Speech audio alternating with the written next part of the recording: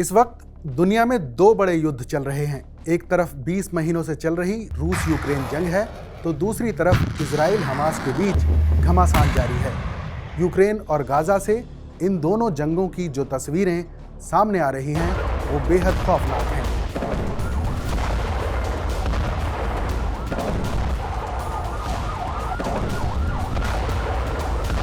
भीषण बमबारी में इमारतें ध्वस्त हो रही हैं, हजारों की तादाद में लोग मारे जा रहे हैं। गाजा में बमबारी से बचने के लिए सुरंगें मौजूद हैं, लेकिन इन सुरंगों का इस्तेमाल हमास के लड़ाके ही करते हैं। तो वहीं यूक्रेन में रूसी बमबारी से लोगों की जान बचाने के लिए युद्ध के दौरान 5000 से ज्यादा शेल्टर बनाए गए हैं। मगर डिक्टेटर की इस कड़ी में हम आपको बता रहे हैं एक ऐसे तानाशाह की कहानी जिसने बिना किसी जंग के अपने पूरे देश को बंकरों में तब्दील कर दिया था। जी हां, ये कहानी है दूसरे विश्व युद्ध के बाद की, जब तमाम देश अपने इलाकों में हुई टूट फूट की मरम्मत में लगे हुए थे। वहीं अल्बानिया एक ऐसा देश था जिसके तानाशाह अनवर खलील होजा को ये खौफ था कि कहीं अगली जंग में उनका देश खत्म न हो जाए। इसलिए अनवर खलील ने अपने नागरिकों की हिफाजत के लिए लगभग 2.25 लाख बंकर बनवाए थे। लेकिन इतनी बड़ी संख्या में बंकर बनवाने में इतना ज्यादा पैसा खर्च हुआ कि यह देश बगैर किसी हमले के ही बर्बाद हो गया। पूरा देश घरों के बजाय बंकरों से भर गया। करीब 2.25 लाख बंकरों के निर्माण की वजह से अल्बानिया कई सालों तक गरीबी में जीता रहा। फिर देश की माली हालत सुधारने के लिए इन बंकरों को टूरिस्ट स्पॉट में बदलने की शुरुआत हुई।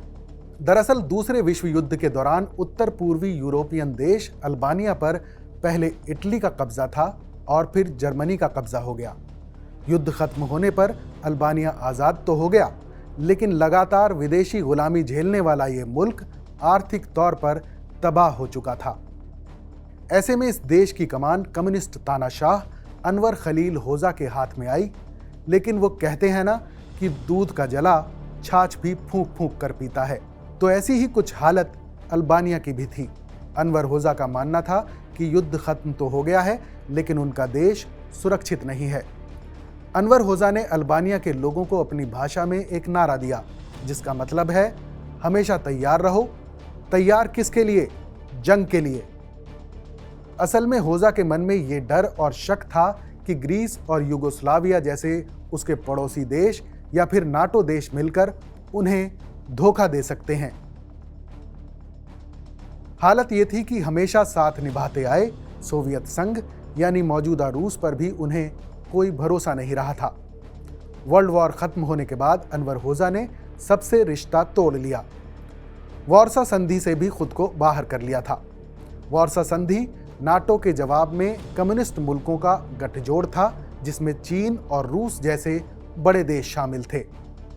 इस दौरान अनवर खलील होजा बिना युद्ध के हमले के खौफ में जी रहे थे। फिर उन्होंने आदेश दिया कि देश भर में 2 तरह के बंकर बनवाए जाएं, एक सैन्य इस्तेमाल के लिए और दूसरे आम लोगों के छुपने के लिए। 60 के दशक के बीच बंकर का डिजाइन तैयार हुआ। फिर लगातार 20 सालों तक अल्बानिया में रिहायशी इमारतों और कारखानों के बजाय बंकर बनाए जाते रहे। बंकराइजेशन का यह सिलसिला साल 1985 में तानाशाह अनवर खलील होजा की मौत के बाद ही रुका। तब तक अल्बानिया में तकरीबन 1,75,000 बंकर बन चुके थे।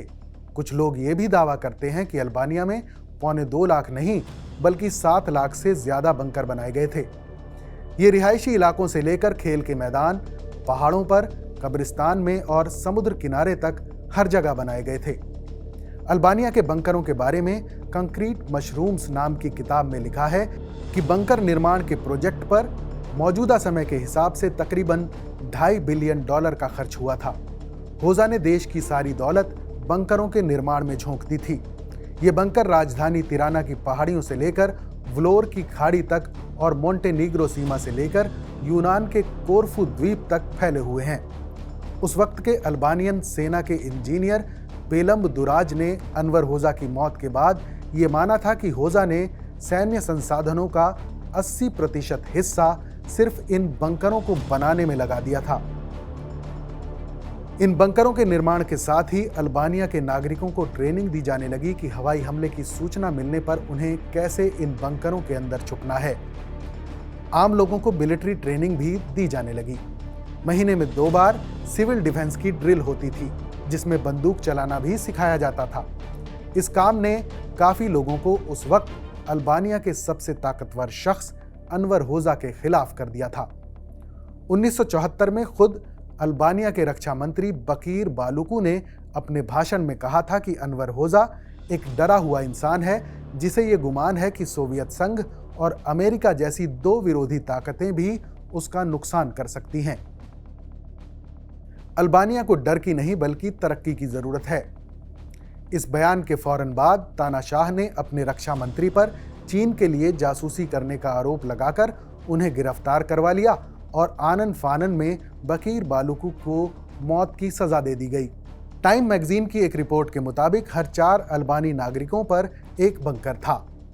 ये बंकर रिहायशी इलाकों से लेकर पहाड़ों और समुद्र के किनारों तक फैले हुए थे। अनवर होजा की मौत के बाद अल्बानिया का मंजर काफी दर्दनाक हो गया था। या तो वहां भूखे लोग थे या फिर बंकर। अब बड़ी परेशानी की बात यह थी कि इन बंकरों को खत्म कैसे किया जाए। हर औसत साइज के बंकर को तोड़ने पर तकरीबन 800 यूरो खर्च होने का अंदाजा लगाया गया। अल्बानिया के हालात देखकर यहाँ के लोगों की मदद के लिए कुछ देश आगे आए। थोड़ी बहुत मदद भी की, लेकिन वो मदद काफ़ी नहीं थी।